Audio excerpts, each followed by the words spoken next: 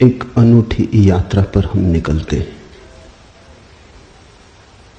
मनुष्य जाति के पास बहुत शास्त्र हैं, पर अष्टावक्र गीता जैसा शास्त्र नहीं। वेद फीके हैं, उपनिषद बहुत धीमी आवाज में बोलते हैं। गीता में भी ऐसा गौरव नहीं जैसा अष्टावक्र की संहिता में।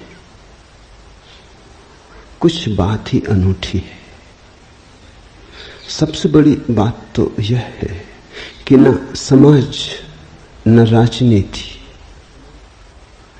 न जीवन की किसी और व्यवस्था का कोई प्रभाव अष्टावक्र के वचनों पर है। इतना शुद्ध भावातीत वक्तव्य है, समय और काल से अतीत, दूसरा नहीं। शायद इसीलिए अष्टावक्र की गीता, अष्टावक्र की संहिता का बहुत प्रभाव नहीं पड़ा। कृष्ण की गीता का बहुत प्रभाव पड़ा।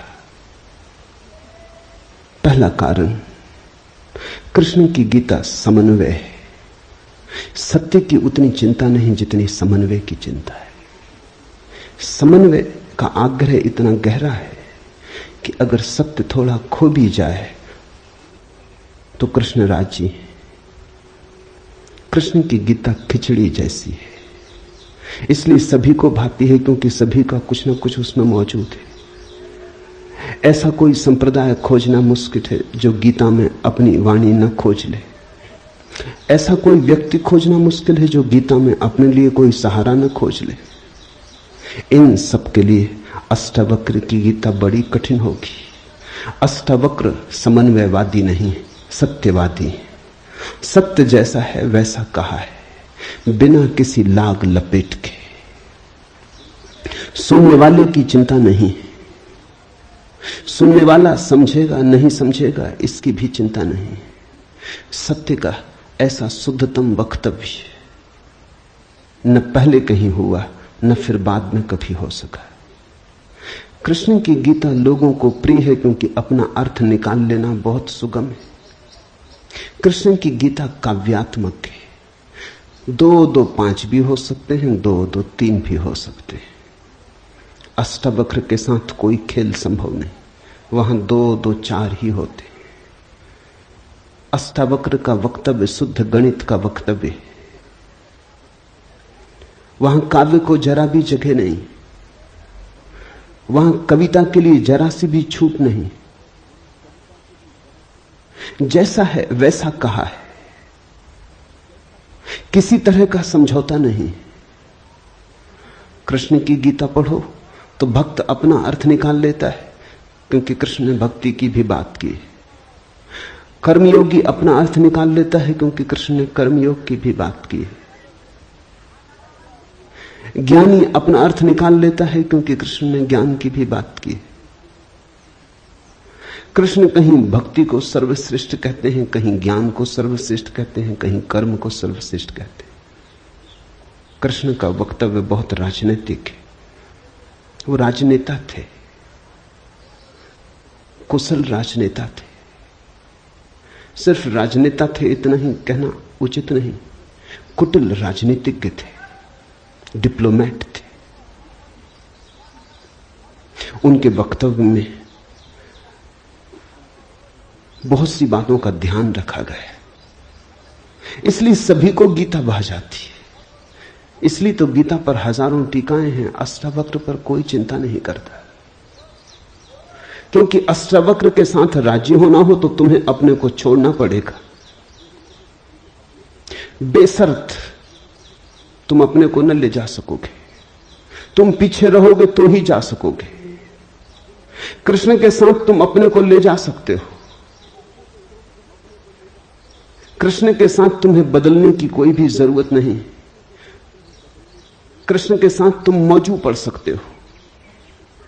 इसलिए सभी सांप्रदायिकों ने कृष्ण की गीता पर टीकाएं लिखी। शंकर ने, रामानुज ने, निम्बारक ने, बल्लभ ने, सबने अपने अर्थ निकाल लिए। कृष्ण ने कुछ ऐसी बात कही है जो बहुअर्थी है। इसलिए मैं कहता हूं काव्यात्मक है। कविता में से मन चाहे अर्थ निकल सकते हैं। कृष्ण का वक्तव्य ऐसा है जैसे वर्षा में बादल गिरते, जो चाहो देख लो। कोई देखता हाथी की सूंड, कोई चाहे गणेश जी को देख ले। किसी को कुछ भी नहीं दिखाई पड़ता, वो कहता कहां की फिजूल बातें कर रहे हो, बादल है, धुआं, इसमें कैसी आकृतियां देख रहे हो। पश्चिम में वैज्ञानिक मन के परीक्षण के लिए स्याही के धब्बे ब्लॉटिंग पेपर पर डाल देते हैं और व्यक्ति को कहते हैं देखो इसमें क्या दिखाई पड़ता है।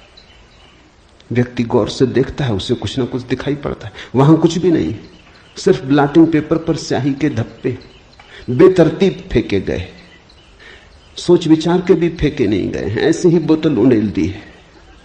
लेकिन देखने वाला कुछ ना कुछ खोज लेता है। जो देखने वाला खोजता है वो उसके मन में, वो आरोपित कर लेता। तुमने भी देखा होगा, दीवार पर वर्षा का पानी पड़ता है, लकीरें खिंच जाती, कभी आदमी की शक्ल दिखाई पड़ती, कभी घोड़े की शक्ल दिखाई पड़ती। तुम जो देखना चाहते हो आरोपित कर लेते हो। रात के अंधेरे में कपड़ा टंगा है, भूत प्रेत दिखाई पड़ जाते। कृष्ण की गीता ऐसी ही है, जो तुम्हारे मन में है दिखाई पड़ जाएगा। तो शंकर ज्ञान देख लेते हैं, रामानुज भक्ति देख लेते हैं, तिलक कर्म देख लेते हैं, और सब अपने घर प्रसन्नचित लौट आते कि ठीक कृष्ण वही कहते हैं जो हमारी मान्यता है। इमर्सन ने लिखा है कि एक बार एक पड़ोसी प्लेटो की किताबें उनसे मांग के ले गया। अब प्लेटो 2000 साल पहले हुआ है और दुनिया के थोड़े से अनूठे विचारकों में से एक। कुछ दिनों बाद इमर्सन ने कहा किताबें पढ़नी हो तो वापस करने। वो पड़ोसी लौटा गया। इमर्सन ने पूछा कैसी लगी। उस आदमी ने कहा कि ठीक इस आदमी प्लेटो के विचार मुझसे मिलते जुलते। कई दफे तो मुझे ऐसा लगा कि इस आदमी को मेरे विचारों का पता कैसे चल गया। प्लेटो 2000 साल पहले हुआ है। इसको शक हो रहा है कि इसने कहीं मेरे विचार तो नहीं चुरा लिए। कृष्ण में ऐसा शक बहुत बार होता है।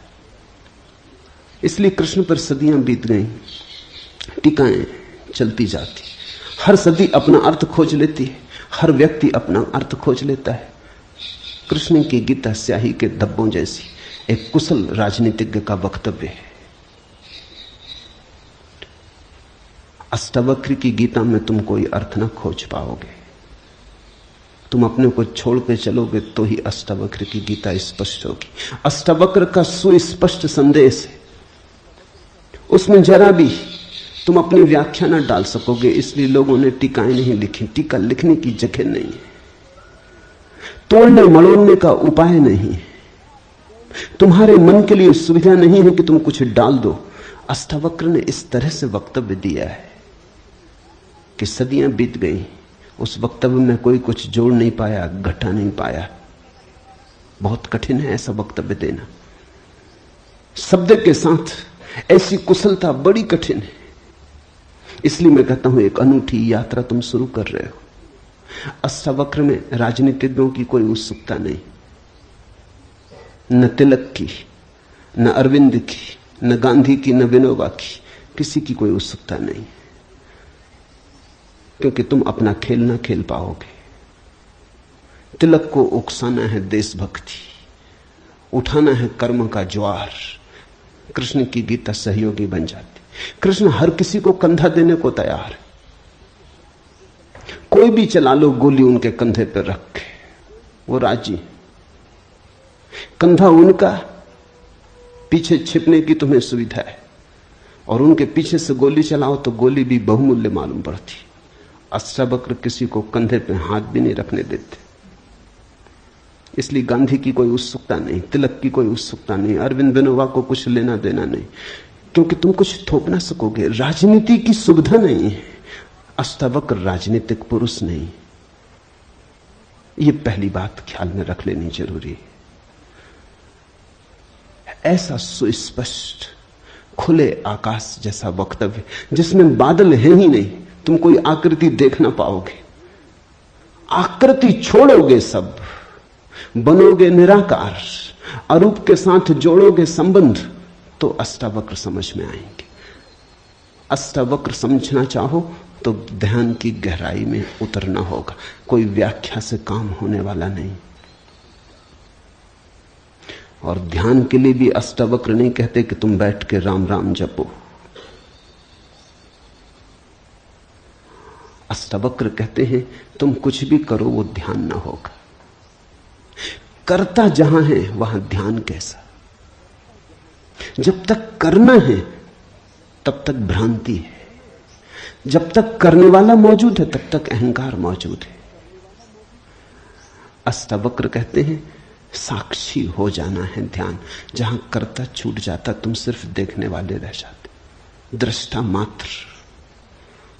मात्र हो जाने में ही दर्शन है। दृष्टा मात्र हो जाने में ही ध्यान है। दृष्टा मात्र हो जाने में ही ज्ञान है। इसके पहले कि हम सूत्र में उतरे, अष्टावक्र के संबंध में कुछ बातें समझ लेनी जरूरी है। ज्यादा पता नहीं, क्योंकि न तो वे सामाजिक पुरुष थे न राजनीतिक, तो इतिहास में कोई उल्लेख नहीं है। बस थोड़ी सी घटनाएं ज्ञात हैं, वो भी बड़ी अजीब, भरोसा करने योग्य नहीं, लेकिन समझोगे तो बड़े गहरे अर्थ खुलेंगे। पहली घटना अष्टावक्र पैदा हुए उसके पहले की, पीछे का तो कुछ पता नहीं। गर्भ की घटना। पिता बड़े पंडित, अष्टावक्र मां के गर्भ में। पिता रोज वेद का पाठ करते और अष्टावक्र गर्भ में सुनते। एक दिन अचानक गर्भ से आवाज आती कि रुको भी, ये सब बकवास है, ज्ञान इसमें कुछ भी नहीं, बस शब्दों का संग्रह। शास्त्र में ज्ञान कहां? ज्ञान स्वयं में।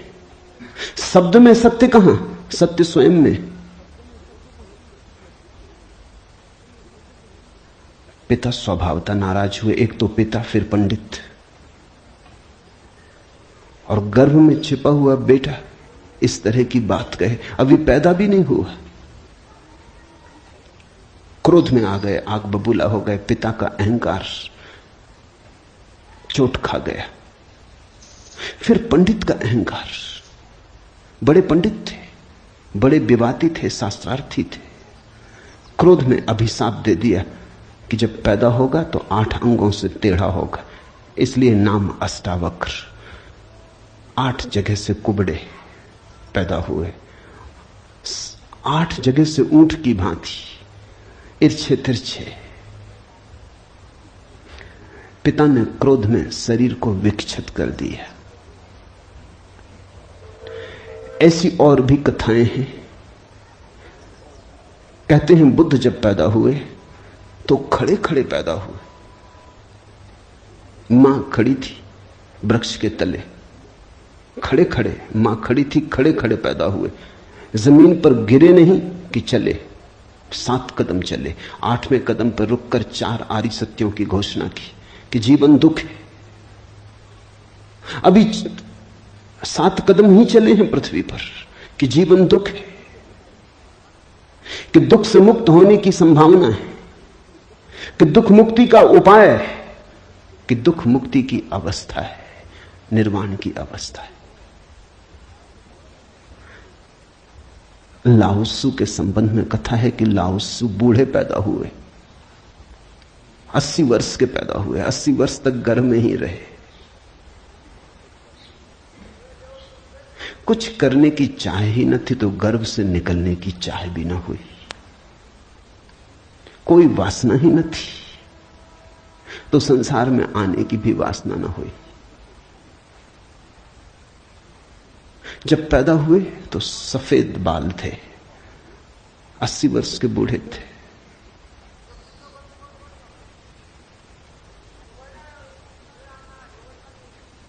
जरथुस्त्र के संबंध में कथा है कि जब जरथुस्त्र पैदा हुए तो पैदा होते से ही खिलखिला के हंसे। मगर इन सबको मात कर दिया अष्टावक्र ने। ये तो पैदा होने की बात है। अष्टावक्र ने अपना पूरा वक्तव्य दे दिया पैदा होने के पहले। ये कथाएं महत्वपूर्ण हैं। इन कथाओं में इन व्यक्तियों के जीवन की सारी सार संपदा है, निचोड़ है। बुद्ध ने जो जीवन भर में कहा उसका निचोड़। बुद्ध ने अष्टांगिक मार्ग का उपदेश दिया तो 7 कदम चले, 8वें पर रुक गए। 8 अंग हैं कुल। पहुंचने की अंतिम अवस्था है सम्यक समाधि। उस समाधि की अवस्था में ही पता चलता है जीवन के पूरे सत्य का। वो 4 आर्य सत्यों की घोषणा करती।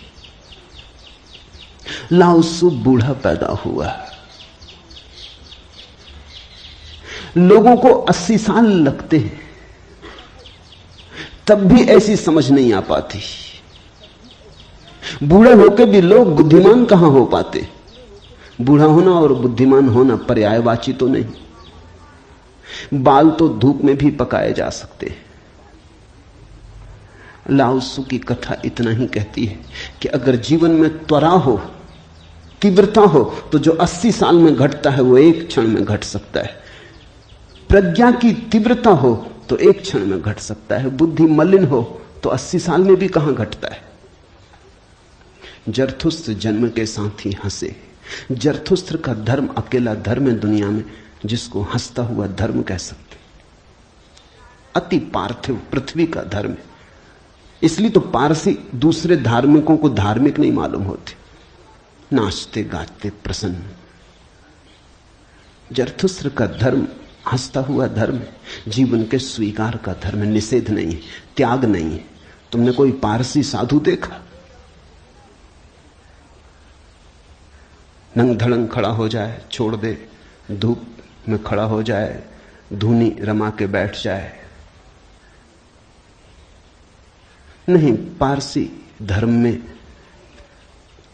जीवन को सताने, कष्ट देने की कोई व्यवस्था नहीं।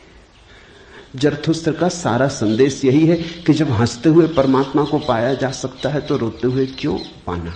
जब नाचते हुए पहुंच सकते हैं उस मंदिर तक तो नाहक कांटे क्यों बोने। जब फूलों के साथ जाना हो सकता है तो ये दुखवाद क्यों। इसलिए ठीक है, प्रतीक ठीक है कि जरथुस्त्र पैदा होते हंसे। इन कथाओं में इतिहास मत खोजना, ऐसा हुआ है ऐसा नहीं है, लेकिन इन कथाओं में एक बड़ा गहरा अर्थ है। तुम्हारे पास एक बीज पड़ा है। जब तुम बीज को देखते हो तो इससे पैदा होने वाले फूल की कोई भी तो खबर नहीं मिलती।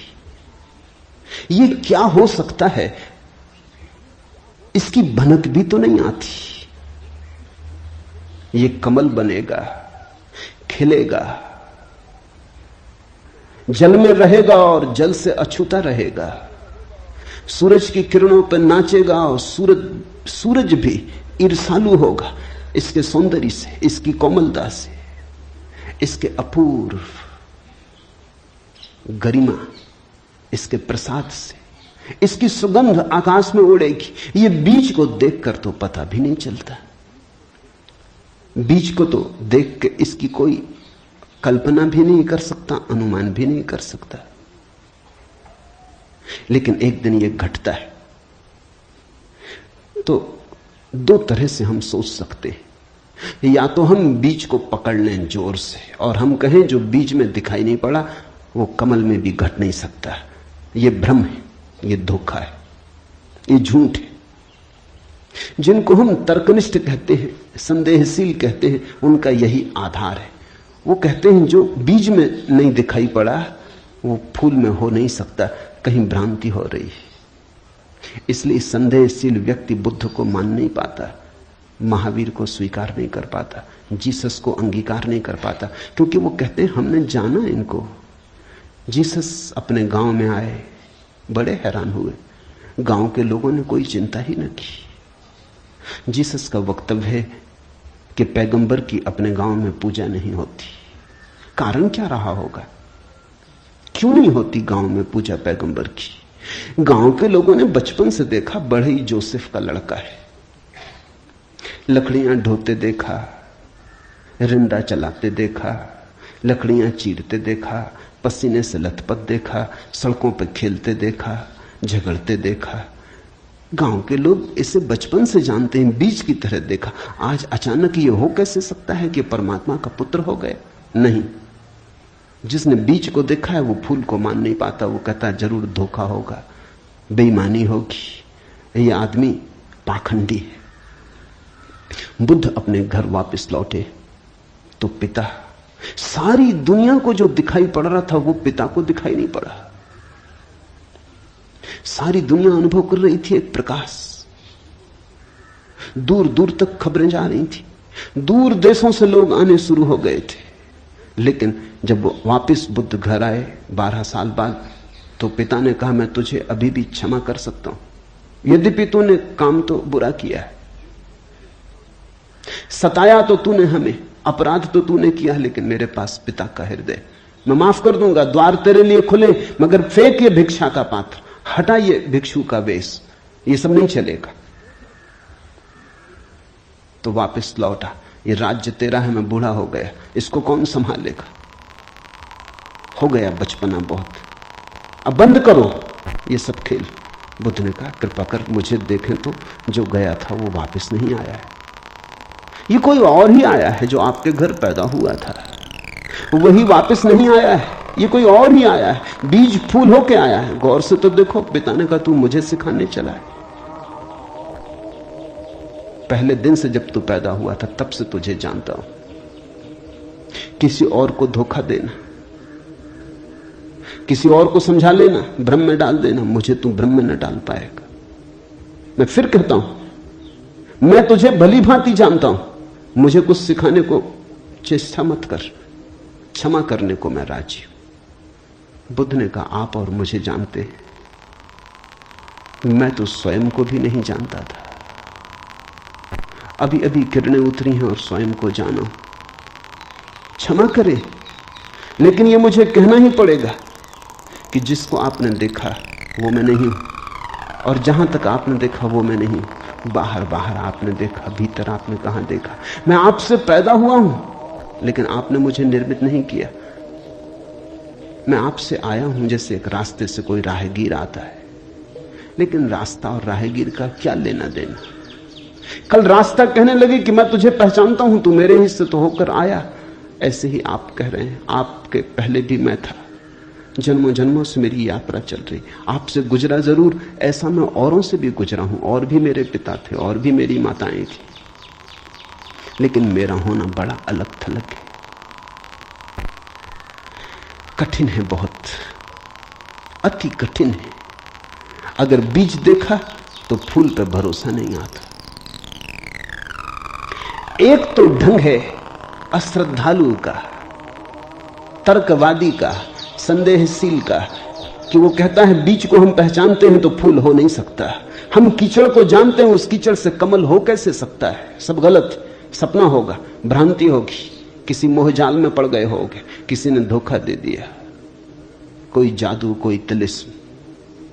एक तो ये रास्ता है, एक रास्ता है श्रद्धालु का, प्रेमी का, भक्त का, सहानुभूति से भरे हृदय का। वो फूल को देखता है और फूल से पीछे की तरफ यात्रा करता है। वो कहता है जब फूल में ऐसा सुगंध हुई, जब फूल में ऐसी विभा प्रकट हुई, जब फूल में ऐसी प्रतिभा, जब फूल में ऐसा कुंवारापन दिखा, तो जरूर बीज में भी रहा होगा, क्योंकि जो फूल में हुआ है वो बीज में न हो तो हो ही नहीं सकता। ये सारी कथाएं घटी हैं, ऐसा नहीं। जिन्होंने अष्टावक्र के फूल को देखा उनको यह ख्याल में आया कि जो आज हुआ है वो कल भी रहा होगा, छिपा था, अवगुंठित था, पर्दे में पड़ा था। जो आज है, अंत में है, वो प्रथम भी रहा होगा। जो मृत्यु के क्षण में दिखाई पड़ रहा है वो जन्म के क्षण में भी मौजूद रहा होगा, अन्यथा पैदा कैसे होता? तो एक तो ढंग है फूल से पीछे की तरफ देखना, और एक है बीज से आगे की तरफ देखना। गौर से देखो तो दोनों में सारसूत्र एक ही है, दोनों की आधार भित्ति एक ही है। लेकिन कितना जमीन आसमान का अंतर हो जाता है। जो बीज वाला है वो भी ये कह रहा है कि जो बीज में नहीं है वो फूल में कैसे हो सकता है, ये उसका तर्क है। फूल वाला भी यही कह रहा है, वो कह रहा है जो फूल में है वो बीज में भी होना ही चाहिए। दोनों का तर्क तो एक है, लेकिन दोनों के देखने के ढंग अलग है। बड़ी अड़चन। मुझसे कोई पूछता था कि आपके साथ बचपन में बहुत लोग पढ़े होंगे, स्कूल में, कॉलेज में, वे दिखाई नहीं पड़ते। वे कैसे दिखाई पड़ सकते? उनको बड़ी अड़चन है, वो भरोसा नहीं कर सकते, अति कठिन है उन्हें। कल ही मेरे पास रायपुर से किसी ने एक अखबार भेजा, श्री हरिशंकर परसाई ने एक लेख मेरे खिलाफ लिखा है। वो मुझे जानते हैं, कॉलेज के दिनों से जानते हैं, हिंदी के मूर्धन्य व्यंग लेखक हैं। मेरे मन में उनकी कृतियों का आदर है। लेख में उन्होंने लिखा है कि जबलपुर की हवा में कुछ खराबी है, यहां धोखेबाज और धूर्ती पैदा होते, जैसे रजनीश, महेश योगी, मुंदड़ा, 3 नाम उन्होंने गिनाए। धन्यवाद उनका, कम से कम मेरा नाम नंबर 1 तो गिनाया। इतनी याद तो रखी, एकदम बिसार नहीं दिया, बिल्कुल भूल गए हो ऐसा नहीं। लेकिन अड़चन स्वाभाविक है, सीधी साफ है, मैं उनकी बात समझ सकता हूं। यह असंभव है बीज को देखा तो फूल में भरोसा। फिर जिन्होंने फूल को देखा उन्हें बीज में भरोसा मुश्किल हो जाता है। तो सभी महापुरुषों की जीवन कथाएं 2 ढंग से लिखी जाती हैं। जो उनके विपरीत हैं वो बचपन से यात्रा शुरू करते हैं, जो उनके पक्ष में है वो अंत से यात्रा शुरू करते हैं और बचपन की तरफ जाते हैं। दोनों एक अर्थ में सही है, लेकिन जो बचपन से यात्रा करके अंत की तरफ जाते हैं वो वंचित रह जाते हैं। उनका सही होना उनके लिए आत्मघाती है। जो अंत से यात्रा करते हैं वो पीछे की तरफ जाते हैं, वो धन्यभागी, क्योंकि बहुत कुछ उन्हें अनायास मिल जाता है जो कि पहले तर्कवादियों को नहीं मिल पाता। अब न केवल मैं गलत मालूम होता हूं, मेरे कारण जबलपुर तक की हवा उनको गलत मालूम होती। कुछ भूल हवा पानी में होनी चाहिए। यदि मैं उनको कहना चाहूंगा जबलपुर को कोई हक नहीं है मेरे संबंध में हवा पानी को अच्छा या खराब तय करने का। जबलपुर से मेरा कोई बहुत नाता नहीं है, थोड़े दिन वहां था, महेश योगी भी थोड़े दिन वहां थे, उनका भी कोई नाता नहीं। हम दोनों का नाता किसी और जगह से है। उस जगह के लोग इतने सोए हैं कि उन्हें अभी खबर ही नहीं। महेश योगी और मेरा जन्म पास ही पास हुआ, दोनों गाडरवाड़ा के आसपास पैदा हुए। उनका जन्म चिचली में हुआ, मेरा जन्म कुचवाड़े में हुआ। अगर हवा पानी खराब है तो वहां का होगा, इसका दुख गाडरवाड़ा को होना चाहिए, कभी होगा, या सुख। जबलपुर को इसमें बीच में आना नहीं चाहिए। लेकिन मन कैसे तर्क रचता है। अब जो अष्टावक्र की कथा को देखेगा वो सुनते से ही कह देगा गलत, असंभव। ये तो कथा जिन्होंने लिखी हो उनको भी पता है कि कहीं कोई गर्व से बोलता है। वो तो केवल इतना कह रहे हैं कि जो आखिर में प्रकट हुआ वो गर्भ में मौजूद रहा होगा। जो वाणी आखिर में खिली वो किसी न किसी गहरे तल पर गर्भ में भी मौजूद रही होगी, अन्यथा खिलती कहां से, आती कहां से? सुनने से थोड़ी कुछ आता है, हर चीज के पीछे कारण है। नहीं देख पाए हो हम, लेकिन था तो मौजूद। ये सारी कथाएं इसी का सूचक देती हैं। अष्टावक्र के संबंध में दूसरी बात जो ज्ञात है वो है जब वे 12 वर्ष के थे। बस 2 ही बातें ज्ञात हैं। तीसरी उनकी अष्टावक्र गीता है, या कुछ लोग कहते हैं अष्टावक्र संहिता। जब वे 12 वर्ष के थे तो एक बड़ा विशाल शास्त्रार्थ जनक ने रचा। जनक सम्राट थे और उन्होंने सारे देश के पंडितों को निमंत्रण दिया और उन्होंने 1000 गायें राजमहल के द्वार पर खड़ी कर दी और उन्होंने गायों के सींगों पर सोना मढ़ दिया और हीरे जवाहरात लटका दिए और कहा जो भी विजेता होगा वो इन गायों को हाँक के ले जाए। बड़ा विवाद हुआ। अष्टावक्र के पिता भी उस विवाद में गए। खबर आई सांझ होते होते कि पिता हार रहे हैं। सबसे तो जीत चुके थे, वंदिन नाम के एक पंडित से हारे जा रहे हैं। ये खबर सुन के अष्टावक्र भी राजमहल पहुंच गया। सभा सजी थी। विवाद अपनी आखिरी चरम अवस्था में था। निर्णायक घड़ी करीब आती थी। पिता के हारने की स्थिति बिल्कुल पूरी तय हो चुकी थी। अब हारे तब हारे की अवस्था थी। अष्टावक्र दरबार में भीतर चला गया।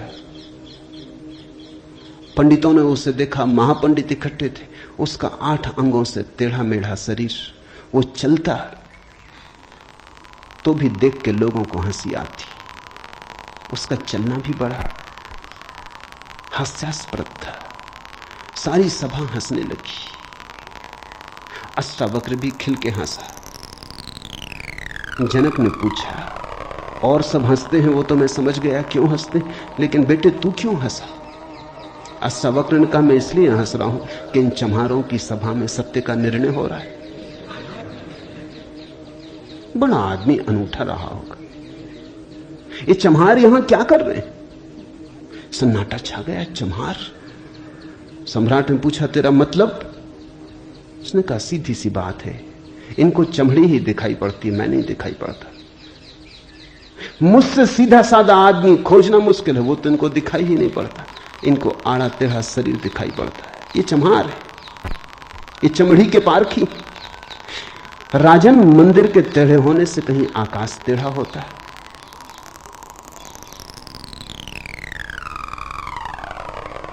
घड़े के फूटे होने से कहीं आकाश फूटता है? आकाश तो निर्विकार है। मेरा शरीर टेढ़ा मेढ़ा है, लेकिन मैं तो नहीं।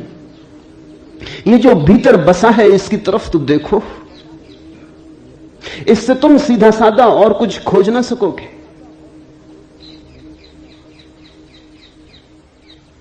ये बड़ी चौंकाने वाली घोषणा थी। सन्नाटा छा गया होगा। जनक प्रभावित हुआ, झटका खाया। निश्चित ही कहां चम्हारों की भीड़ इकट्ठी करके बैठा है। खुद पे भी पश्चाताप हुआ, अपराध लगा कि मैं भी हंसा।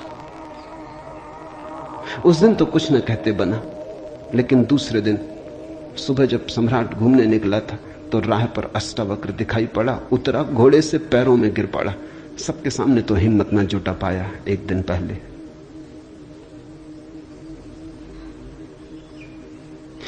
दिन पहले तो कहा था, बेटे तू क्यों हंसता है? 12 साल का लड़का था। उम्र तौली थी, आज उम्र नहीं तौली। आज घोड़े से उतर गया, पैर पर गिर पड़ा, साष्टांग दंडवत, और कहा, पधारे राजमहल, मेरी जिज्ञासाओं का समाधान कर। हे प्रभु, आए मेरे घर। बात मेरी समझ में आ गई। रात भर मैं सो ना सका। ठीक ही कहा, शरीर को ही जो पहचानते हैं उनकी पहचान गहरी कहां। आत्मा के संबंध में विवाद कर रहे हैं और अभी भी शरीर में रस और विरस पैदा होता है, घृणा, आकर्षण पैदा होता है। मर्त्य को देख रहे हैं, अमृत की चर्चा करते हैं। धन्य भाग मेरे कि आप आए और मुझे चौंकाया, मेरी नींद तोड़ दी। अब पधारो। राजमहल में उसने बड़ी सजावट कर रखी थी। स्वर्ण सिंहासन पर बिठाया था इस 12 साल के अष्टावक्र को और उससे जिज्ञासा की। पहला सूत्र जनक की जिज्ञासा है।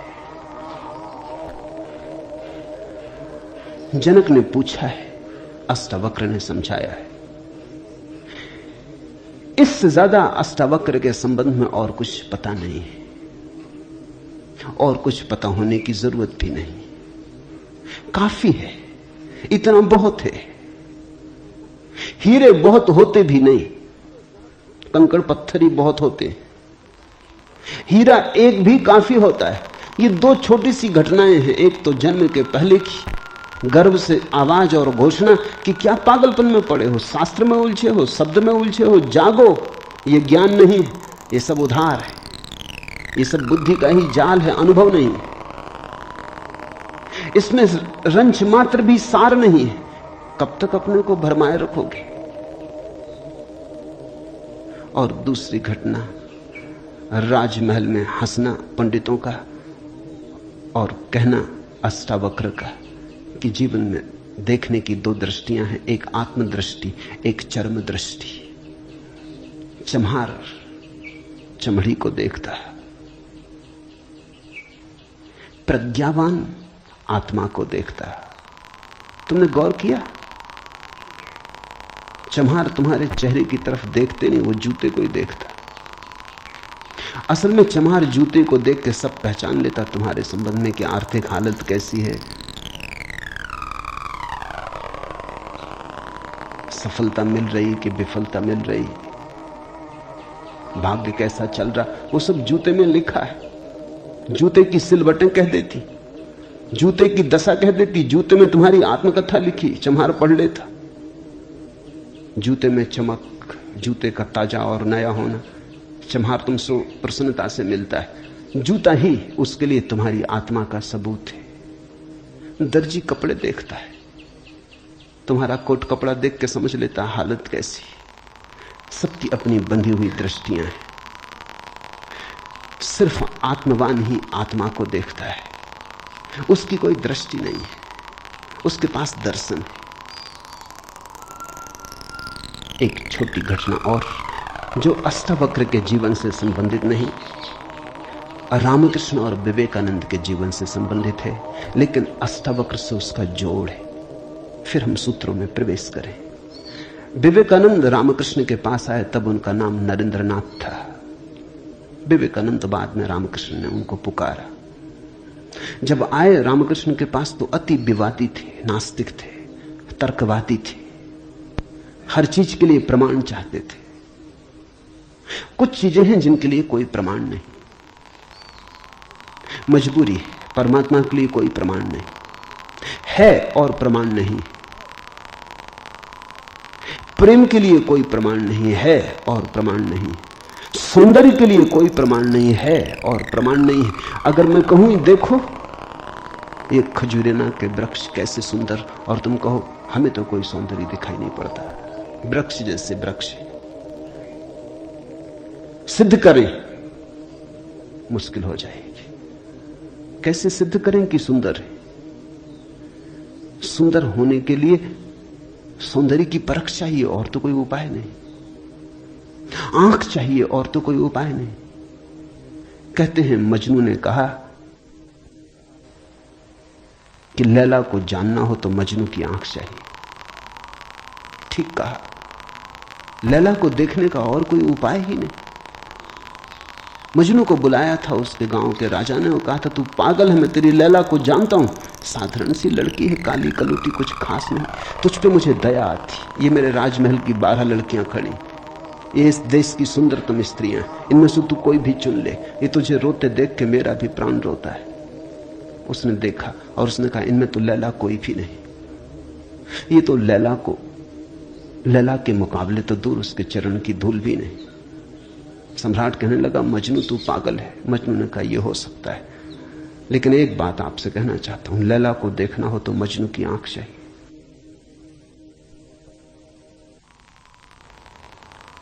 ठीक कहा मजनू ने, अगर वृक्षों के सौंदर्य को देखना हो तो कला की आंख चाहिए और कोई प्रमाण नहीं। अगर किसी के प्रेम को पहचानना हो तो प्रेमी का हृदय चाहिए, और कोई प्रमाण नहीं। और परमात्मा तो इस जगत के सारे सौंदर्य और सारे प्रेम और सारे सत्य का इकट्ठा नाम है। उसके लिए तो ऐसा निर्विकार चित्त चाहिए, ऐसा साक्षी भाव चाहिए, जहां कोई शब्द ना रह जाए, कोई विचार ना रह जाए, कोई तरंग ना उठे, वहां कोई धूल ना रह जाए। मन की और चित्त का दर्पण परिपूर्ण शुद्ध हो। प्रमाण कहां? रामकृष्ण से विवेकानंद ने कहा प्रमाण चाहिए। है परमात्मा तो प्रमाण थे। और विवेकानंद को देखा रामकृष्ण ने, बड़ी थी संभावना इस युवक की, बड़ी थी यात्रा इसके भविष्य की, बहुत कुछ होने को पड़ा था इसके भीतर, बड़ा खजाना था, उससे ये अपरिचित है। रामकृष्ण ने देखा, इस युवक के पिछले जन्मों में झांका, ये बड़ी संपदा, बड़े पुण्य की संपदा लेकर आ रहा है। ये ऐसे ही तर्क में दबा न रह जाए। कराह उठा होगा पीड़ा और करुणा से रामकृष्ण का हृदय। उन्होंने कहा छोड़, प्रमाण वगैरह बाद में सोच लेंगे, मैं जरा बूढ़ा हुआ, मुझे पढ़ने में अड़चन होती, तू अभी जवान, तेरी आंख अभी तेज, ये किताब पढ़ी, इसे तू पढ़। वो थी अष्टावक्र गीता, जरा मुझे सुनाते। कहते हैं विवेकानंद को इसमें तो कुछ अड़चन न मालूम पड़ी, ये आदमी कुछ ऐसी तो कोई खास बात नहीं मांग रहा है। 2-4 सूत्र पढ़े और एक घबराहट, और रोआ रोआ कपने लगा। और विवेकानंद ने कहा मुझसे नहीं पढ़ा जाता। रामकृष्ण ने कहा पढ़ भी, इसमें हर्ज क्या है, तेरा क्या बिगाड़ लेगी ये किताब, तू जवान है अभी, तेरी आंख अभी ताजी, और मैं बूढ़ा हुआ, मुझे पढ़ने में दिक्कत होती, और ये किताब मुझे पढ़नी तो तू पढ़ के सुना दे। कहते उस किताब को सुनाते सुनाते ही विवेकानंद डूब गए। रामकृष्ण ने देखा इस व्यक्ति के भीतर बड़ी संभावना है, बड़ी शुद्ध संभावना है,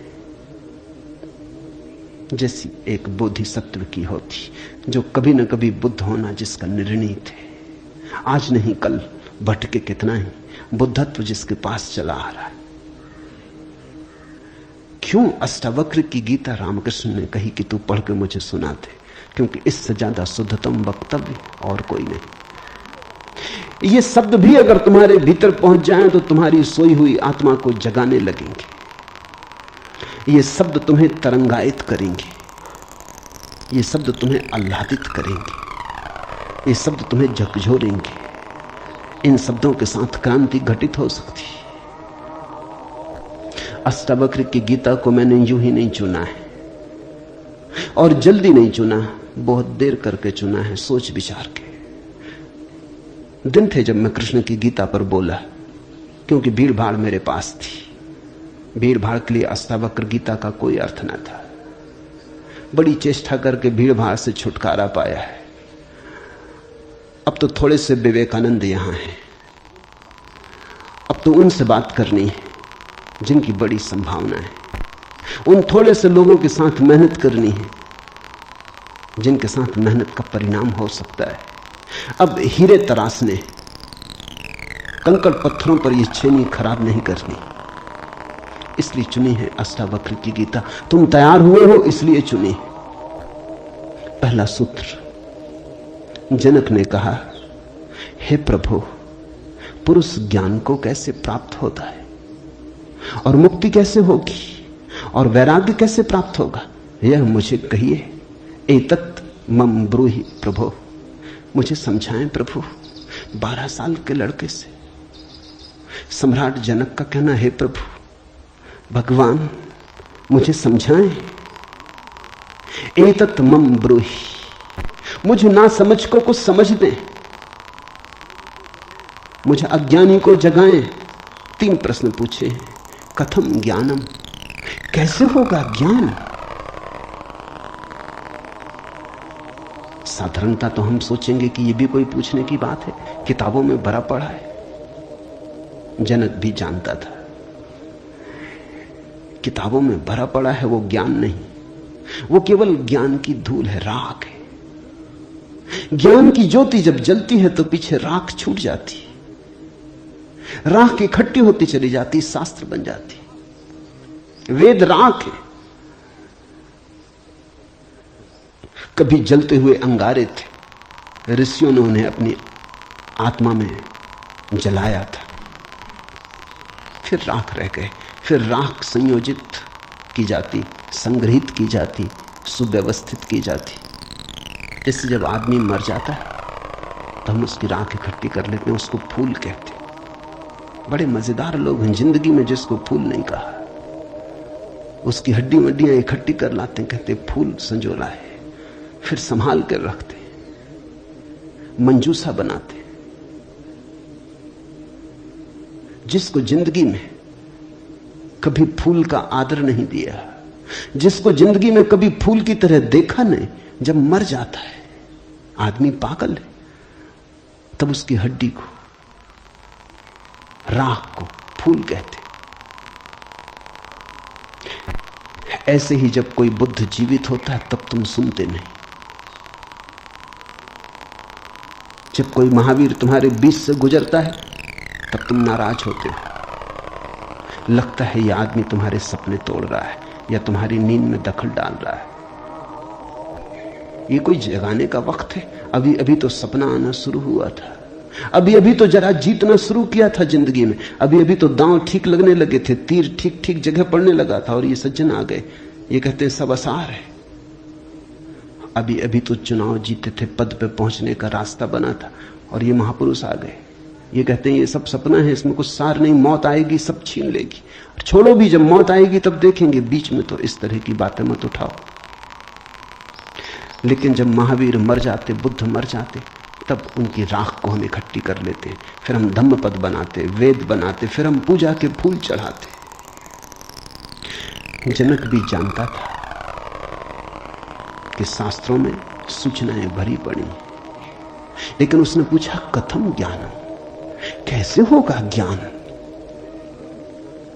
क्योंकि कितना ही जान लो ज्ञान तो होता ही नहीं।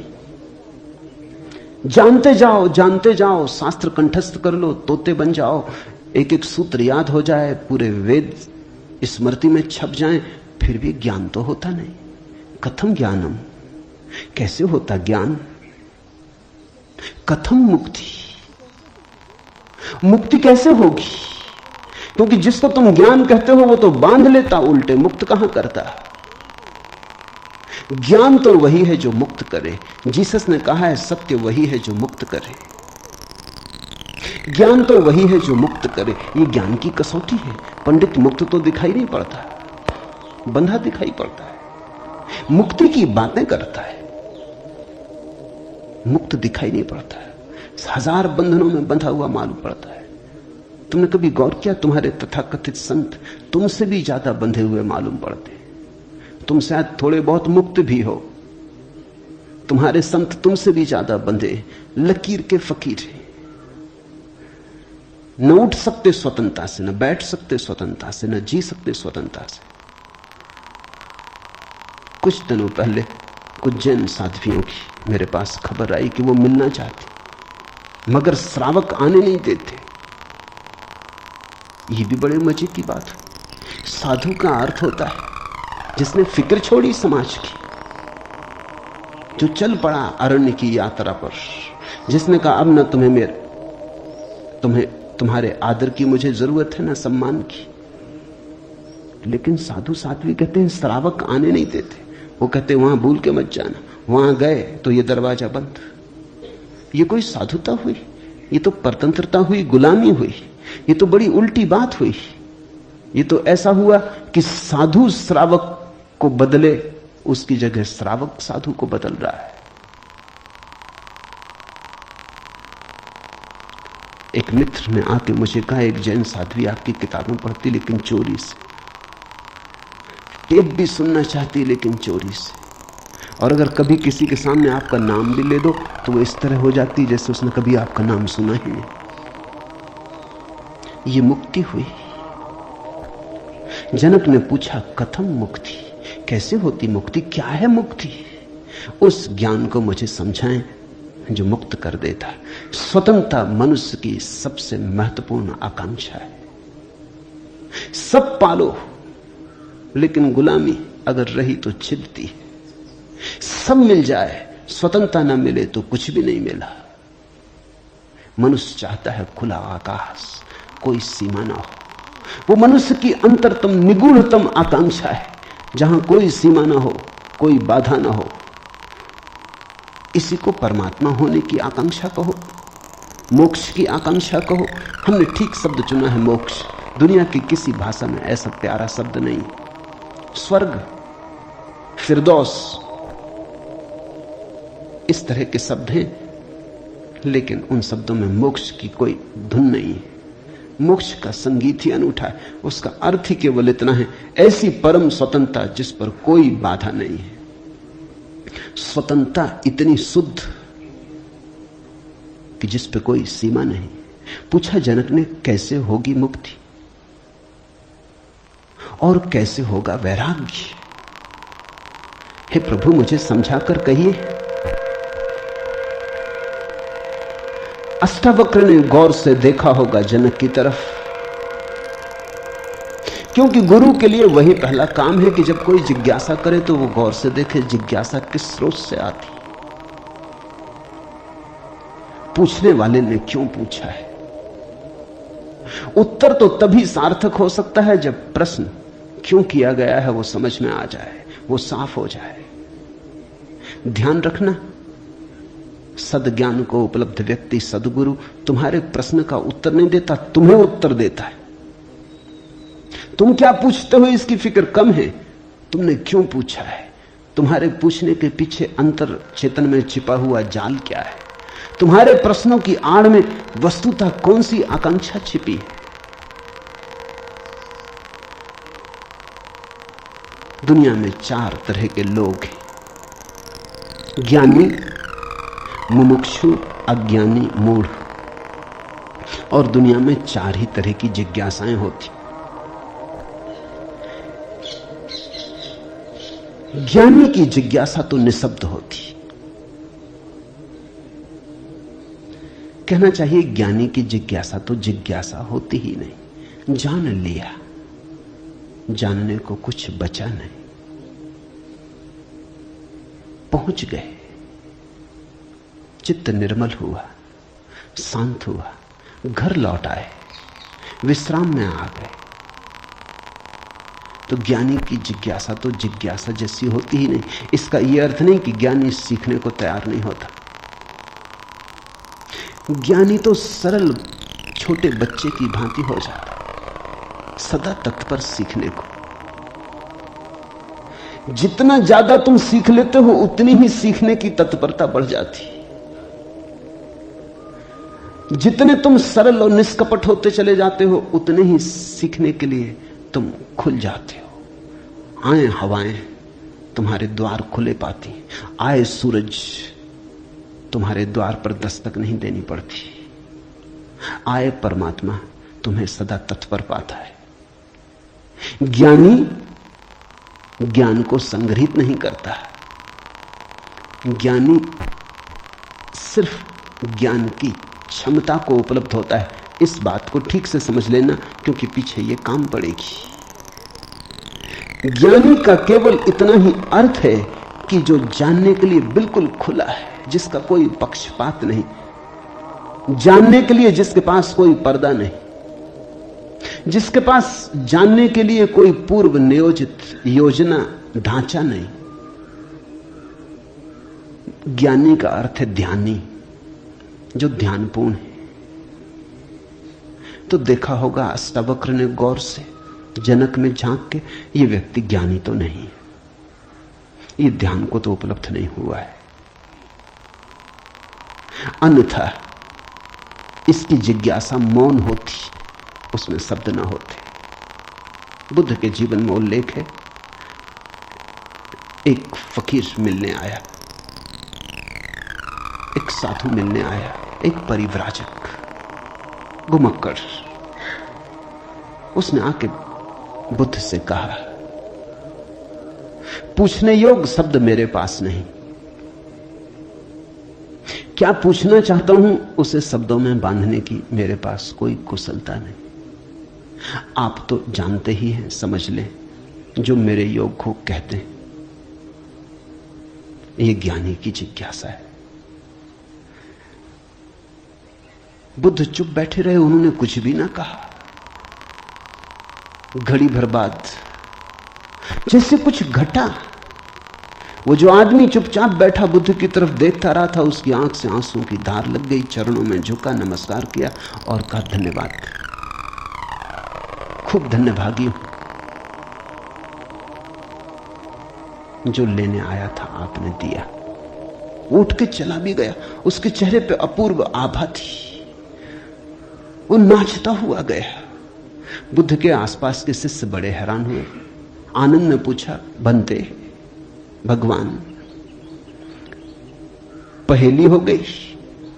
पहले तो याद नहीं, कहता है कि मुझे पता नहीं कैसे पूछूं, पता नहीं किन शब्दों में पूछूं, ये भी पता नहीं क्या पूछने आया हूं। फिर आप तो जानते ही हैं सब, देख लें, मुझे जो मेरे लिए जरूरी हो कह दें। पहले तो ये आदमी ही जरा पहेली था, ये कोई ढंग हुआ पूछने का? और जब तुम्हें यही पता नहीं कि क्या पूछना, तो पूछना ही क्यों? पूछना क्या? खूब रही। फिर यही बात खत्म ना हुई, आप चुप बैठे सो चुप बैठे रह गए। आपको ऐसा कभी मौन देखा नहीं? कोई पूछता तो आप उत्तर देते। कभी कभी तो ऐसा होता, कोई नहीं भी पूछता तो भी आप उत्तर देते। आपकी करुणा सदा बहती रहती। क्या हुआ अचानक कि आप चुप रह गए और आंख बंद हो गई? और फिर क्या रहस्यमय घटा कि वो आदमी रूपांतरित होने लगा। हमने उसे बदलते देखा, हमने उसे किसी और ही रंग में डूबते देखा, उसमें मस्ती आते देखी। वो नाचता हुआ गया है, आंसुओं से भरा हुआ, गदगद, आह्लादित। वो चरणों में झुका, उसकी सुगंध हमें भी छुई। ये हुआ क्या? आप कुछ बोले नहीं, उसने सुना कैसे? और हम तो इतने दिनों से, वर्षों से आपके पास, हम पर आपकी कृपा कम है क्या? ये प्रसाद जो उसे दिया हमें क्यों नहीं मिलता? लेकिन ध्यान रहे, उतना ही मिलता है जितना तुम ले सकते हो। बुद्ध ने कहा, सुनो, घोड़े, आनंद से घोड़े की बात की क्योंकि आनंद छत्री था, बुद्ध का चचेरा भाई था और बचपन से ही घोड़े का बड़ा शौक था। उसे घुड़सवार था, प्रसिद्ध घुड़सवार था, प्रतियोगी था बड़ा। उसने कहा, सुन आनंद, बुद्ध ने कहा, घोड़े 4 प्रकार के होते। एक तो मारो भी तो भी टस से मस नहीं होते, रद्दी से रद्दी घोड़े, जितना मारो उतना ही हठयोगी हो जाते, बिल्कुल हट बांध के खड़े हो जाते। तुम मारो तो वो जिद बना लेते कि देखें कौन जीतता। फिर दूसरे तरह के घोड़े होते हैं, मारो तो चलते हैं, न मारो तो नहीं चलते, कम से कम पहले से बेहतर। फिर तीसरे तरह के घोड़े होते हैं, कोड़ा फटकारो, मारना काफी जरूरी नहीं, सिर्फ कोड़ा फटकारो, आवाज काफी। और भी कुलीन होते, दूसरे से भी बेहतर। फिर आनंद, तुझे जरूर पता होगा, ऐसे भी घोड़े होते हैं कि कोड़े की छाया देख के भागते हैं, फटकारना भी नहीं पड़ता। ये ऐसा ही घोड़ा था, छाया काफी। अष्टावक्र ने देखा होगा गौर से, जब तुम आके मुझसे कुछ पूछते हो तो तुम्हारे प्रश्न से ज्यादा महत्वपूर्ण सवाल तुम हो। कभी कभी तुम्हें भी ऐसा लगता होगा कि तुमने जो नहीं पूछा था वो मैंने उत्तर दिया है, और कभी कभी तुम्हें ऐसा भी लगता होगा कि शायद मैं टाल गया तुम्हारे प्रश्न को, बचाव कर गया, कुछ और उत्तर दे गया हूं। लेकिन सदा तुम्हारी भीतरी जरूरत ज्यादा महत्वपूर्ण। तुम क्या पूछते हो ये उतना महत्वपूर्ण नहीं, क्योंकि तुम्हें खुद ही ठीक पता नहीं तुम क्या पूछते हो, क्यों पूछते हो। उत्तर वही दिया जाता है जिसकी तुम्हें जरूरत है। तुम्हारे पूछने से कुछ तय नहीं होता। देखा होगा अष्टावक्र ने ज्ञानी तो नहीं है जनक, अज्ञानी है फिर क्या? अज्ञानी भी नहीं, क्योंकि अज्ञानी तो अकड़ा से भरा होता है। अज्ञानी तो झुकना जानता ही नहीं। ये तो मुझ 12 साल की उम्र के लड़के के पैरों में झुक गया, साष्टांग दंडवत की। ये अज्ञानी के लिए असंभव है। अज्ञानी तो समझता है कि मैं जानता ही हूं, मुझे कौन समझाएगा।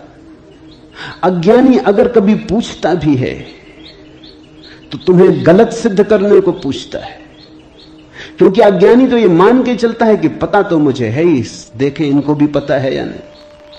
अज्ञानी परीक्षा के लिए पूछता है। नहीं, इसकी आंखें जनक की तो बड़ी निर्मल है। मुझ 12 साल के अनजान अपरिचित लड़के को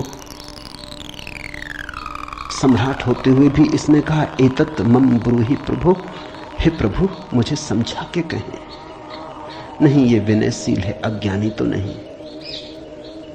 मूढ़ है क्या फिर? मूढ़ तो पूछते ही नहीं। मूढ़ों को तो पता ही नहीं कि जीवन में कोई समस्या है। मूढ़ और बुद्ध पुरुषों में एक समानता है।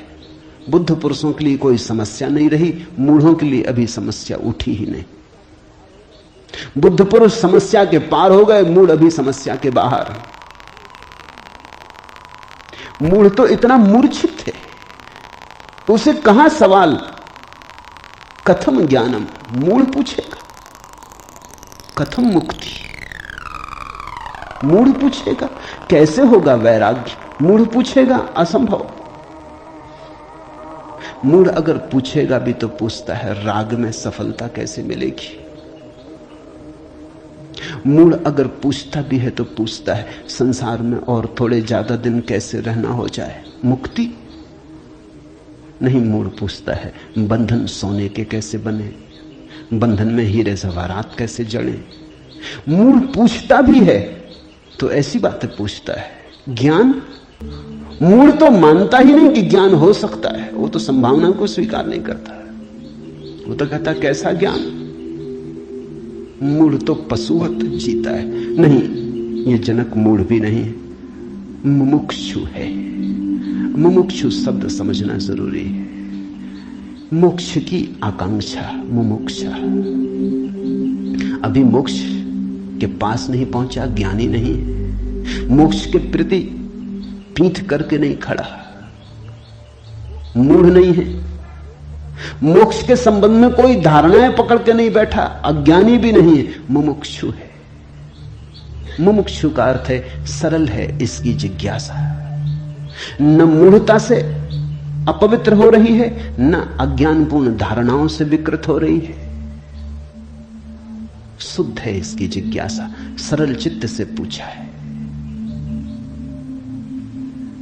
अष्टावक्र ने कहा, हे प्रिय, यदि तू मुक्ति को चाहता है तो विषयों को विष के समान छोड़ दे और क्षमा, आर्जव, दया, संतोष और सत्य को अमृत के समान सेवन कर। मुक्ति मिच्छसि चेतात विषयान विस्वत्यज। शब्द विषय बड़ा बहुमूल्य है, वो विष से ही बना है।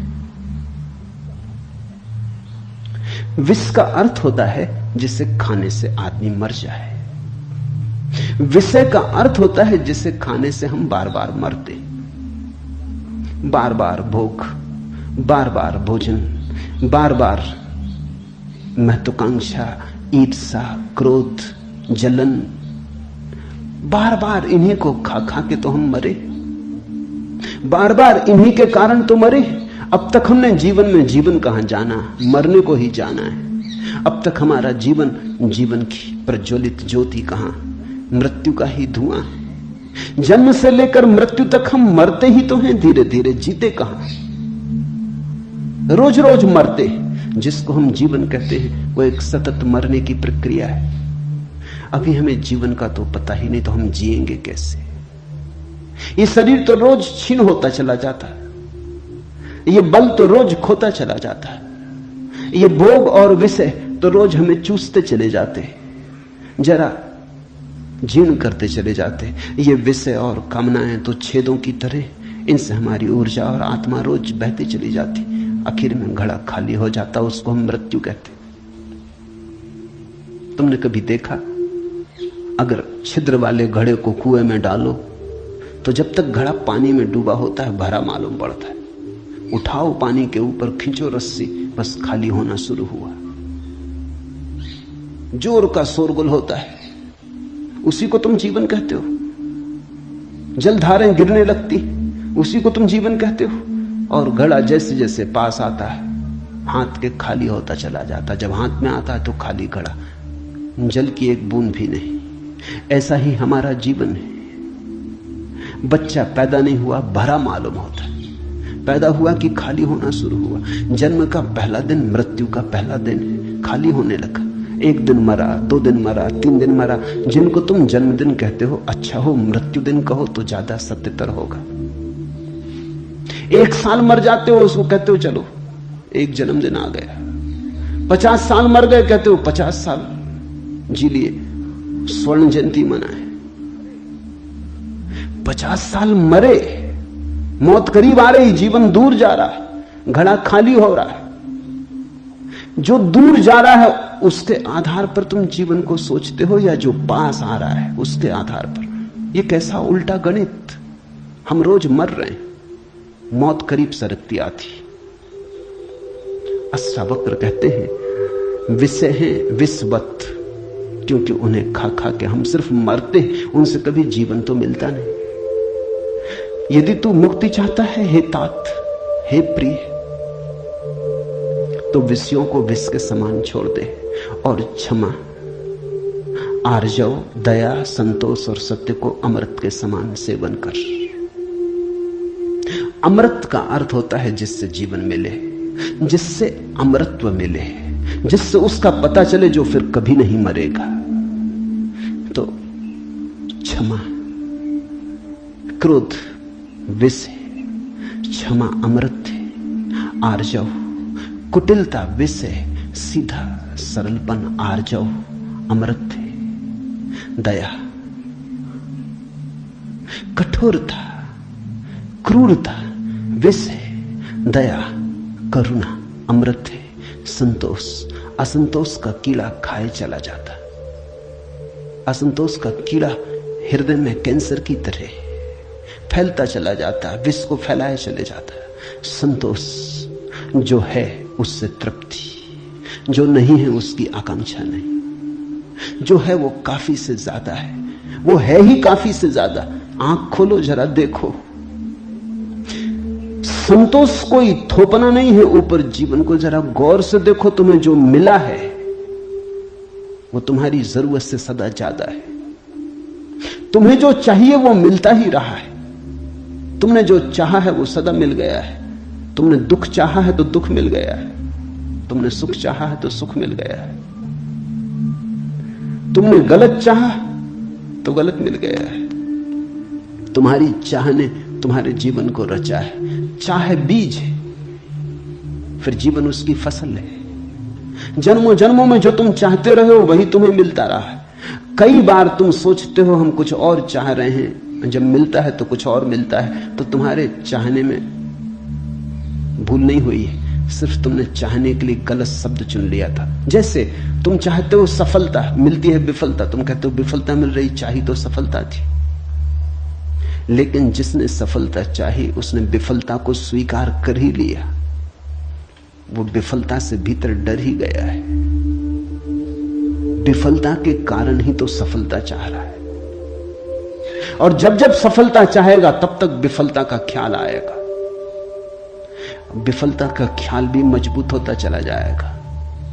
सफलता तो कभी मिलेगी, लेकिन रास्ते पर यात्रा तो विफलता में ही बीतेगी। विफलता का भाव संग्रीभूत होगा, वो इतना संग्रीभूत हो जाएगा कि वही एक दिन प्रकट हो जाएगा। तब तुम कहते हो कि हमने तो सफलता चाही थी, लेकिन सफलता के चाहने में तुमने विफलता को चाह लिया। लाओजू ने कहा है सफलता चाहिए विफलता मिलेगी। अगर सचमुच सफलता चाहिए हो, सफलता चाहना ही मत, फिर तुम्हें कोई विफल नहीं कर सकता। तुम कहते हो हमने सम्मान चाहा था, अपमान मिल रहा है। सम्मान चाहता ही वही व्यक्ति है जिसका अपने प्रति कोई सम्मान नहीं, वही तो दूसरों से सम्मान चाहता है। अपने प्रति जिसका अपमान है वही तो दूसरों से अपने अपमान को भर लेना चाहता है, ढांक लेना चाहता है। सम्मान की आकांक्षा इस बात की खबर है कि तुम अपने भीतर अपमानित अनुभव कर रहे हो। तुम्हें अनुभव हो रहा है कि मैं कुछ भी नहीं हूं, दूसरे मुझे कुछ बना दे, सिंहासन पे बिठा दे, फताकाएं फहरा दे, झंडे उठा ले मेरे नाम के, दूसरे कुछ कर दे। तुम भिखमंगे हो। तुमने अपना अपमान तो खुद कर लिया जब तुमने सम्मान चाहा, और यह अपमान गहन होता जाएगा। लाओ त्सु कहता है मेरा कोई अपमान नहीं कर सकता, क्योंकि मैं सम्मान चाहता ही नहीं। यह सम्मान को पा लेना है, लाओजू कहता है मुझे कोई हरा नहीं सकता, क्योंकि जीत की हमने बात ही छोड़ दी। अब हराओगे कैसे? तुम उसी को हरा सकते हो जो जीतना चाहता है। अब ये जरा उलझा हुआ हिसाब है। इस दुनिया में सम्मान उन्हें मिलता है जिन्होंने सम्मान नहीं चाहा। सफलता उन्हें मिलती है जिन्होंने सफलता नहीं चाही, क्योंकि जिन्होंने सफलता नहीं चाही उन्होंने तो स्वीकार ही कर लिया कि सफल तो हम हैं ही, अब और चाहना क्या है। सम्मान तो हमारे भीतर आत्मा का है ही, अब और चाहना क्या है। परमात्मा ने सम्मान दे दिया तुम्हें पैदा करके, अब और किसका सम्मान चाहते हो? परमात्मा ने तुम्हें काफी गौरव दे दिया, जीवन दिया, ये सौभाग्य दिया कि आंख खोलो, देखो हरे वृक्षों को, फूलों को, पक्षियों को, कान दिए, सुनो संगीत को, जलप्रपात के मरमर को, बोध दिया कि बुद्ध हो सको। अब और क्या चाहते हो? सम्मानित तो तुम हो गए, परमात्मा ने तुम्हें प्रमाण पत्र दिया। तुम भिखारी की तरह किन से प्रमाण पत्र मांग रहे हो? उनसे जो तुमसे प्रमाण पत्र मांग रहे हैं। ये बड़ा मजेदार मामला है। दो भिखारी एक दूसरे के सामने खड़े भीख मांग रहे हैं। ये भीख मिलेगी कैसे? दोनों भिखारी हैं। तुम किससे सम्मान मांग रहे हो? किसके सामने खड़े हो? ये अपमान कर रहे हो तुम अपना, और यही अपमान गहन होता जाएगा। संतोष का अर्थ होता है देखो जो तुम्हारे पास है, देखो जरा आंख खोल के जो तुम्हें मिला ही है। ये अष्टावक्र की बड़ी बहुमूल्य कुंजी है, ये धीरे धीरे तुम्हें साफ होगी। अष्टावक्र की दृष्टि बड़ी क्रांतिकारी है, बड़ी अनूठी, जड़ मूल से क्रांति की है। संतोष और सत्य को अमृत के समान सेवन कर, क्योंकि असत्य के साथ जो जिएगा वो असत्य होता चला जाएगा। जो असत्य को बोलेगा, असत्य को जिएगा, स्वभावतः असत्य से गिरता चला जाएगा। उसके जीवन से संबंध विच्छिन्न हो जाएंगे, जड़ें टूट जाएंगी। परमात्मा में जड़ें चाहते हो तो सत्य के द्वारा ही वे जड़ें हो सकती हैं। प्रामाणिकता और सत्य के द्वारा ही तुम परमात्मा से जुड़ सकते हो। परमात्मा से टूटना है तो असत्य का धुआं पैदा करो, असत्य के बादल अपने पास बनाओ। जितने तुम असत्य होते चले जाओगे उतने परमात्मा से दूर होते चले जाओगे। तू न पृथ्वी है, न जल है, न वायु है, न आकाश है। मुक्ति के लिए आत्मा को, अपने को, इन सब का साक्षी चैतन्य जान। सीधी सीधी बातें, भूमिका भी नहीं है। अभी दो वचन नहीं बोले अष्टावक्र ने कि ध्यान आ गया, कि समाधि की बात आ गई।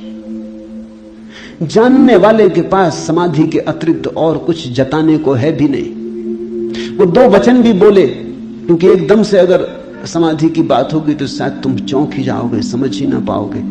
मगर दो वचन और सीधी समाधि की बात आ गई। अष्टावक्र 7 कदम भी नहीं चलते, बुद्ध तो 7 कदम चले, 8वें कदम पे समाधि। अष्टावक्र तो पहला कदम ही समाधि का उठाते। तू न पृथ्वी है, न जल, न वायु, न आकाश। ऐसी प्रतीति में अपने को थिर कर। मुक्ति के लिए आत्मा को, अपने को, इन सब का साक्षी चैतन्य जान। साक्षी सूत्र है, इससे महत्वपूर्ण सूत्र और कोई भी नहीं। देखने वाले बनो, जो हो रहा है उसे होने दो, उसमें बाधा डालने की जरूरत नहीं। ये देह तो जल है, मिट्टी है, अग्नि है, आकाश है। तुम इसके भीतर तो वो दिए हो जिसमें ये सब जल, अग्नि, मिट्टी, आकाश, वायु प्रकाशित हो रही। तुम दृष्टा हो। इस बात को गहन करो। साक्षिणाम चिद्रूपम आत्मानम विद्धि। ये इस जगत में सर्वाधिक बहुमूल्य सूत्र है। साक्षी बनो। इसी से होगा ज्ञान, इसी से होगा वैराग्य, इसी से होगी मुक्ति। प्रश्न 3 थे, उत्तर 1 है। यदि तू देह को अपने से अलग कर और चैतन्य में विश्राम कर स्थित है तो तू अभी ही सुखी, शांत और बंध मुक्त हो जाएगा। इसलिए मैं कहता हूं ये जड़ मूल से क्रांति है। पतंजलि इतनी हिम्मत से नहीं कहते कि अभी ही। पतंजलि कहते हैं करो अभ्यास, यम नियम साधो, प्राणायाम प्रत्याहार आसन, शुद्ध करो, जन्म जन्म लगेंगे तब सिद्धि है। महावीर कहते हैं पंच महाव्रत, और तब जन्म जन्म लगेंगे, तब होगी निर्जरा, तब कटेगा जाल कर्मों का। सुनो अष्टावक्र को, यदि देहम पृथकृत्य चित्ति विश्राम्य तिष्ठसि अधुनैव सुखी शांतो बंध मुक्तो भविष्यसि। अधुनैव, अभी, यही, इसी क्षण। यदि तू देह को अपने से अलग कर और चैतन्य में विश्राम कर स्थित है, अगर तूने एक बात देखनी शुरू कर दी कि देह मैं नहीं हूं, मैं करता और भोगता नहीं हूं, ये जो देखने वाला मेरे भीतर छिपा है जो सब देखता है। बचपन था कभी तो बचपन देखा, फिर जवानी आई तो जवानी देखी, फिर बुढ़ापा आया तो बुढ़ापा देखा। बचपन नहीं रहा तो मैं बचपन तो नहीं हो सकता। आया और गया, मैं तो हूं। जवानी नहीं रही तो मैं जवानी तो नहीं हो सकता। आई और गई, मैं तो हूं। बुढ़ापा आया जा रहा है तो मैं बुढ़ापा नहीं हो सकता, क्योंकि जो आता है जाता है वो मैं कैसे हो सकता हूं। मैं तो सदा हूं। जिस पे बचपन आया, जिस पे जवानी आई, जिस पे बुढ़ापा आया, जिस पे हजार चीजें आई और गई, मैं वही शाश्वत हूं। स्टेशनों की तरह बदलती रहती बचपन, जवानी, बुढ़ापा, जन्म, यात्री चलता जाता। तुम स्टेशन के साथ अपने को एक तो नहीं समझ लेते। पूना की स्टेशन पर तुम ऐसा तो नहीं समझ लेते कि मैं पूना हूं। फिर पहुंचे मनमाड़ तो ऐसा तो नहीं समझ लेते कि मैं मनमाड़ हूं। तुम जानते हो कि पूना आई गई, मनमाड़ आया गया। तुम तो यात्री हो, तुम तो दृष्टा हो जिसने पूना देखी, पूना आई, जिसने मनमाड़ देखा, मनमाड़ आया। तुम तो देखने वाले हो। तो पहली बात, जो हो रहा है उसमें से देखने वाले को अलग कर लो। देह को अपने से अलग कर और चैतन्य में विश्राम। और करने योग्य कुछ भी नहीं है। जैसे लाओत्सु का सूत्र है समर्पण, वैसे अष्टावक्र का सूत्र है विश्राम, रेस्ट। करने का कुछ भी नहीं है। मेरे पास लोग आते हैं, वो कहते हैं ध्यान कैसे करें। वो प्रश्न ही गलत पूछ रहे हैं। गलत पूछते हैं तो मैं उनको कहता हूं करो। क्या करोगे? तो उनको बता देता हूं कि करो, कुछ ना कुछ तो करना ही पड़ेगा। अभी तुम्हें करने की खुजलाहट है तो उसे तो पूरा करना होगा। खुजली है तो क्या करोगे? बिना खुजाए नहीं बनता। लेकिन धीरे धीरे उनको करवा करवा के थका डालता हूं। फिर वो कहते हैं अब इससे छुटकारा दिलवाओ। अब कब तक ये करते रहे? उनको तो मैं तो पहले ही राजी था, लेकिन तुम्हें समझने में जरा देर लगी। अब विश्राम करो। ध्यान का आत्यंतिक अर्थ विश्राम है। चित्ती विश्राम में तिष्ठसि, जो विश्राम में ठहरा देता अपने चेतना को, जो होने मात्र में ठहर जाता, कुछ करने को नहीं। क्योंकि जिसे तुम खोज रहे हो वो मिला ही हुआ है। क्योंकि जिसे तुम खोज रहे हो उसे कभी खोया ही नहीं, उसे खोया नहीं जा सकता। वही तुम्हारा स्वभाव है। अयम आत्मा ब्रह्म, तुम ब्रह्म हो, अनल हक, तुम सत्य हो। कहां खोजते हो? कहां भागे चले जाते हो?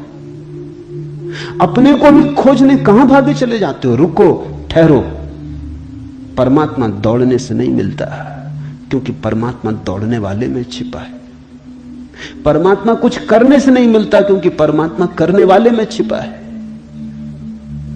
परमात्मा के होने के लिए कुछ करने की जरूरत ही नहीं, तुम हो ही। इसलिए अष्टावक्र कहते हैं चित्त विश्राम में विश्राम करो, ढीले छोड़ो अपने को, ये तनाव छोड़ो। कहां जाते? कहीं जाने को नहीं, कहीं पहुंचने को नहीं। और चैतन्य में विश्राम, तो तू अभी ही इसी क्षण अधुनैव सुखी शांत और बंध मुक्त हो जाएगा। अनूठा है वचन, नहीं कोई और शास्त्र इसका मुकाबला करता है। तू ब्राह्मण आदि वर्ण नहीं, और न तू कोई आश्रम वाला है, और न आंख आदि इंद्रियों का विषय। असंग और निराकार तू सबका विश्व का साक्षी है, ऐसा जानकर सुखी हो। अब ब्राह्मण कैसे टीका लिखे? तू ब्राह्मण आदि वर्ण नहीं है।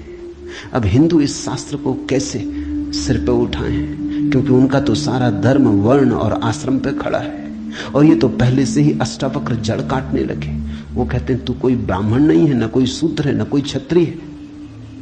ये सब बकवास है, ये सब ऊपर के आरोपण है, ये सब राजनीति और समाज का खेल है। तू तो सिर्फ ब्रह्म है, ब्राह्मण नहीं, क्षत्रिय नहीं, शूद्र नहीं, तू ब्राह्मण आदि वर्ण नहीं, और न तू कोई आश्रम वाला है, और न तो यह है कि तू ब्रह्मचर्य आश्रम में है कि गृहस्थाश्रम में है कि वानप्रस्थ की संन्यास, कोई आश्रम वाला नहीं है।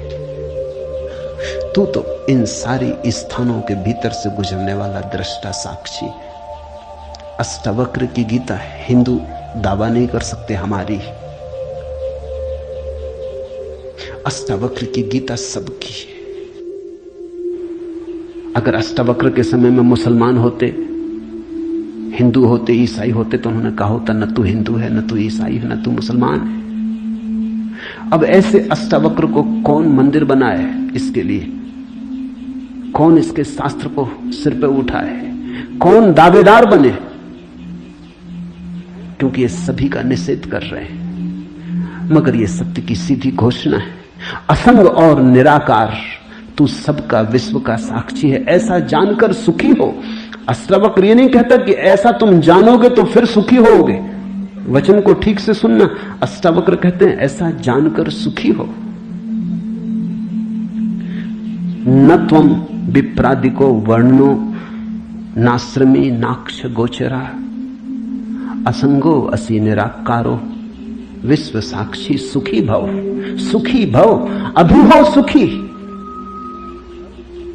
जनक पूछते हैं कैसे सुख होगा, कैसे बंधन मुक्ति होगी, कैसे ज्ञान होगा? अष्टावक्र कहता है अभी हो सकता, क्षण मात्र की भी देर करने की कोई जरूरत नहीं है। इसे कल पर छोड़ने का कोई कारण नहीं, स्थगित करने की कोई जरूरत नहीं। यह घटना भविष्य में नहीं घटती, या तो घटती है अभी या कभी नहीं घटती। जब घटती है तब अभी घटती है, क्योंकि अभी के अतिरिक्त कोई समय ही नहीं है। भविष्य कहां है? जब आता है तब अभी की तरह आता है। तो जो भी ज्ञान को उत्पन्न हुए हैं अभी उत्पन्न हुए। कभी पर मत छोड़ना, वो मन की चालाकी है। मन कहता है इतने जल्दी कैसे हो सकता है, तैयारी तो कर ले। मेरे पास लोग आते हैं, वो कहते हैं संन्यास लेना, लेंगे कभी कभी कभी ना लोगे। कभी पर टाला तो सदा के लिए टाला, कभी आता ही नहीं। लेना हो तो अभी, अभी के अतिरिक्त कोई समय ही नहीं है। अभी है जीवन, अभी है मुक्ति, अभी है अज्ञान, अभी है ज्ञान, अभी है निद्रा, अभी हो सकता जागरण। कभी क्यों? कठिन होता मन को, क्योंकि मन कहता है तैयारी तो करने दो। मन कहता है कोई भी काम तैयारी के बिना कैसे घटता। आदमी को विश्वविद्यालय से प्रमाण पत्र लेना है तो वर्षों लगते, डॉक्टरेट करनी है तो 20-25 साल लग जाते, मेहनत करते करते फिर आदमी आके डॉक्टर हो पाता। अभी कैसे हो सकते? अष्टावक्र भी जानते हैं, दुकान करनी हो तो अभी थोड़ी खुल जाएगी। इकट्ठा करना पड़े, आयोजन करना पड़े, सामान लाना पड़े, दुकान बनानी पड़े, ग्राहक खोजने पड़े, विज्ञापन भेजना पड़े, वर्षों लगते। इस जगत में कोई भी चीज अभी तो घटती नहीं, क्रम से घटती है। ठीक है, अष्टावक्र भी जानते हैं, मैं भी जानता हूं, लेकिन एक घटना यहां ऐसी है जो अभी घटती है, वो परमात्मा है। वो तुम्हारी दुकान नहीं, न तुम्हारा परीक्षालय, न तुम्हारा विश्वविद्यालय। परमात्मा क्रम से नहीं घटता, परमात्मा घट ही चुका है। आंख भर खोलने की बात है, सूरज निकल ही चुका है। सूरज तुम्हारे आंख के लिए नहीं रुका है कि तुम जब आंख खोलोगे तब निकलेगा। सूरज निकल ही चुका है, प्रकाश सब तरफ भरा ही है, अहिर्निश गूंज रहा उसका नाद, ओंकार की ध्वनि सब तरफ गूंज रही है, सतत अनाहत चारों तरफ गूंज रहा है। खोलो कान, खोलो आंख। आंख खोलने में कितना समय लगता है, उतना समय भी परमात्मा को पाने में नहीं लगता। पल तो लगता, पलक के झपने में। पल का अर्थ ही होता है जितना समय पलक को झपने में लगता उतना पल, मगर परमात्मा को पाने में पल भी नहीं लगता।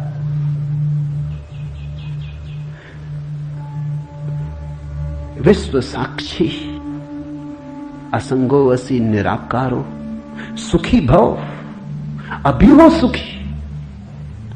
उधार नहीं है अष्टावक्र का धर्म, नगद कैश।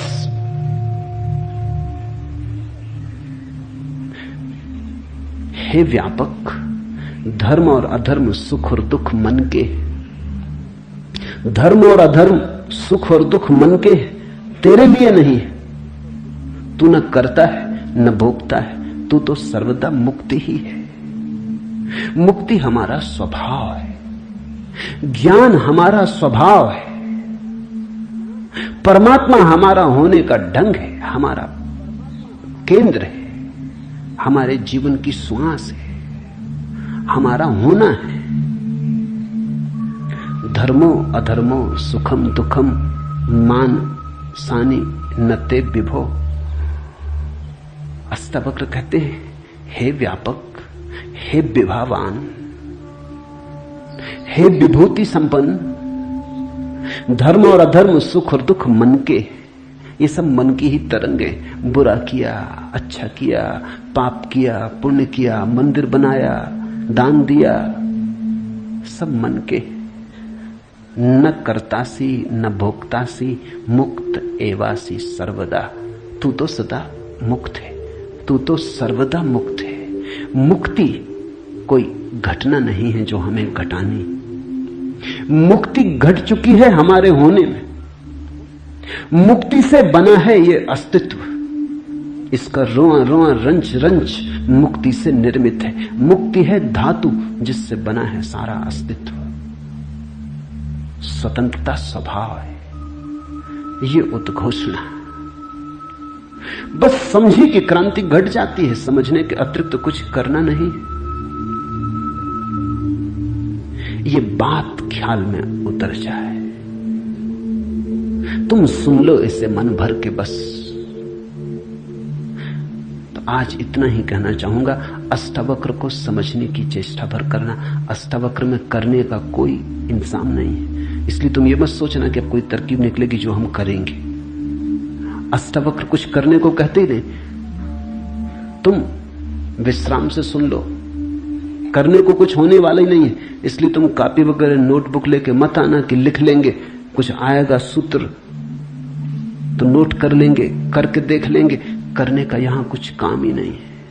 इसलिए तुम भविष्य की फिक्र छोड़ के सुनना, तुम सिर्फ सुन लेना, तुम सिर्फ मेरे पास बैठ के शांत भाव से सुन लेना, विश्राम में सुन लेना। सुनते सुनते तुम मुक्त हो जा सकते हो। इसलिए महावीर ने कहा है कि श्रावक मुक्त हो सकता है सिर्फ सुनते सुनते। श्रावक का अर्थ होता है जो सुनते सुनते मुक्त हो जाए। साधु का तो अर्थ ही इतना है कि जो सुन सुन के मुक्त ना हो सका, थोड़ा कमजोर बुद्धि का है, कुछ करना पड़ा। सिर्फ कोड़े की छाया काफी न थी, घोड़ा जरा कुजात है, कोड़ा फटकारा तब थोड़ा चला, या मारा तो थोड़ा चला। छाया काफी है, तुम सुन लेना, कोड़े की छाया दिखाई पड़ जाएगी। तो अष्टावक्र के साथ एक बात स्मरण रखना, कुछ करने को नहीं है, इसलिए तुम आनंद भाव से सुन सकते हो। इसमें से कुछ निकालना नहीं है कि फिर करके देखेंगे। जो घटेगा वो सुनने में घटेगा। सम्यक श्रवण सूत्र है। अधुनैव सुखी शांतो बंध मुक्तो भविष्यसि। अभी हो जा मुक्त, इसी क्षण हो जा मुक्त। कोई रोक नहीं रहा, कोई बाधा नहीं, हिलने की भी जरूरत नहीं है। जहां है वहीं हो जा मुक्त, क्योंकि मुक्त तू है ही। जाग और हो जा मुक्त। असंगो असी निराकारो विश्व साक्षी सुखी भव, हो जा सुखी। एक पल की भी देर करने की कोई जरूरत नहीं। छलांग है, क्वांटम छलांग। सीढ़ियां नहीं है अष्टवक्र में, क्रमिक विकास नहीं है, सडन इसी क्षण हो सकता है।